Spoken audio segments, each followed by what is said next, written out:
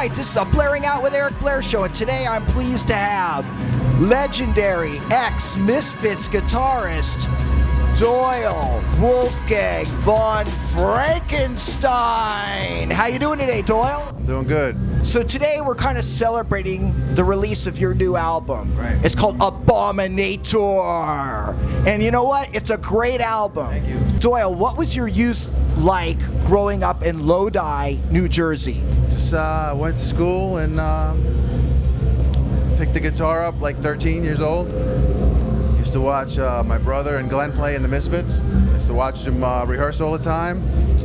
Glenn showed me how to play a bar chord. Jerry showed me the notes. And that was it. Did you always dream of being a rock star? Sure. What was your motivation for wanting to be a rock star? Was it just your love of music, or did you have another motivation? To get laid. Well, how long were you a roadie for the Misfits before they started teaching you guitar? A couple of years. Did you always feel like, man, I should be in this band, I could do a better job? I used to rehearse with them all the time because, you know, the other guitar players couldn't make it, so I would just rehearse with them. And they were recording an album, and I was there, and the guy never showed up. So they said, just do it, and I did it, and that was it. How was the Devil Lock born? Horror movies, like The Wolfman, you know, just, you know, we watched a lot of horror movies as kids, and that inspired everything. Who was the first person to like come up with it in the band? I guess Jerry. When the Misfits first started off, it was like piano. There wasn't guitar in there. Were you there for that? Oh, yeah. Did it sound more gothic than heavy? It was more, I guess, like The Doors a little bit, but not slow. Same songs, just with a piano. What were some of the highlights from the Misfits Walk Among Us 1982 tour for you? Getting out of school to go. That was. Was there anything in particular, any moments that you can remember from being on the road that stood out to you? I can't remember yesterday. Really? Yeah. Okay, so what are your memories of recording 1983's Earth AD Wolf's Blood, like being in the studio? We did a show with Black Flag, I think maybe the Circle Jerks, at Santa Monica Civic. And after the show, we went to SST Studios with Spot, and we laid all the music down right after the show. All in the same room. And then did Glenn record his vocals later? Glenn, he slept a little bit, and then he came in and did a couple of scratch tracks just so we knew where we were. And then, yeah, he did them later. We did half the album there, and then we did the other half in Jersey. So why did you guys do half there and half in Jersey? What was that decision? We only had that many songs at that time. How did the Misfits breakup affect you emotionally in 1983? How did it affect me emotionally? I don't know. It's a shame, you know. I would like to get it back together, you know, just do a reunion tour, maybe a record. I think it would be cool. So what was the concept for Christ the Conqueror, and how did you get Jeff Scott Soto to sing on the album?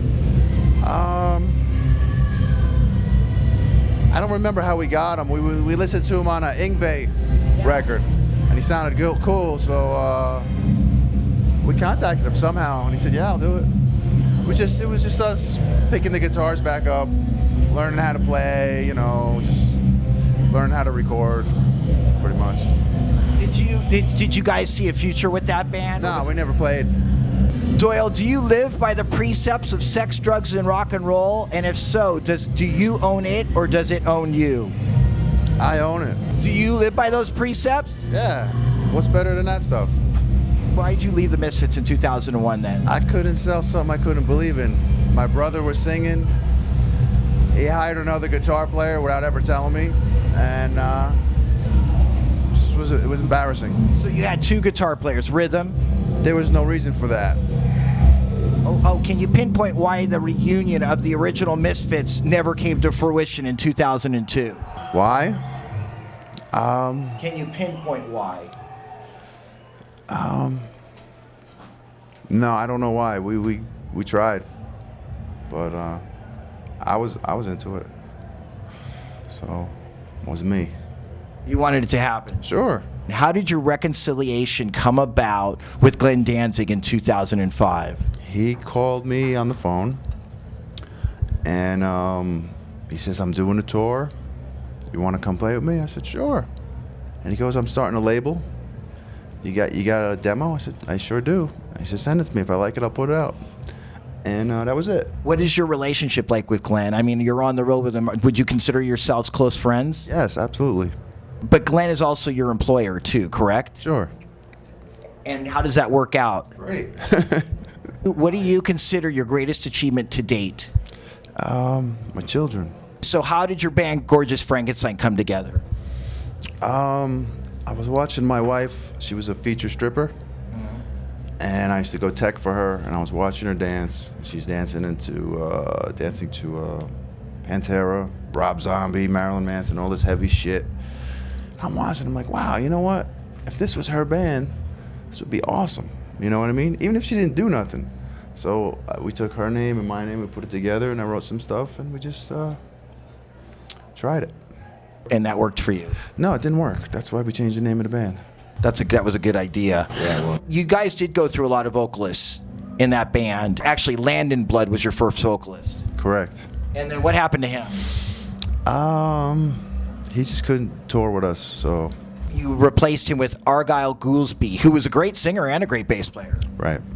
And then what happened to Argyle Goolsby? I started writing with Alex, and I wanted Alex to sing. Alex Story is the man you're talking about, and he is currently singing with the band Doyle, your band, and the guy kicks ass. I would say he's a little bit between Phil Anselmo from Pantera a little bit, and then a little bit of Glenn mixed in there. You like that? That's what you think. Okay. Well, do you like Phil Anselmo? Sure. What has been the best part of the Danzig Legacy Tour for you? Just going out there and playing with them, you know, and seeing the looks on their faces. You could see there's a difference of people going crazy and people that are happy. These people are happy. When you know what I mean? You go out there, you can see they're fucking happy. And that brings you great joy. Yeah, it's cool. It's a good feeling. It's good. So how do you think touring with Glenn Danzig differs from the original Misfits back in the day? How does the touring differ now? It's way more professional. And there's money. Big difference. How do you feel your new solo project, Doyle, differs from your band, Gorgeous Frankenstein? With Alex, see, I write all the music, and Alex writes the words and the vocal melodies, so it's way better. He's way better at it than I am, and he's a hit writer, man. Everything I give him, he sends it back, and I'm just like, holy shit. Yeah, he's great. Describe the personalities of your Doyle band members and why you think they make the cut. And we're going to start off with Alex Story. I put out ads. He was the first one who sent me something, and I listened to the whole thing. Every song that he sent me 100 songs. They were all great. All of them. And his personality, he's fucking insane. He's so crazy and so nuts. Everything you hear him say, it's the truth, and he believes it. And I listen to his stuff all the time, and it just makes me happy.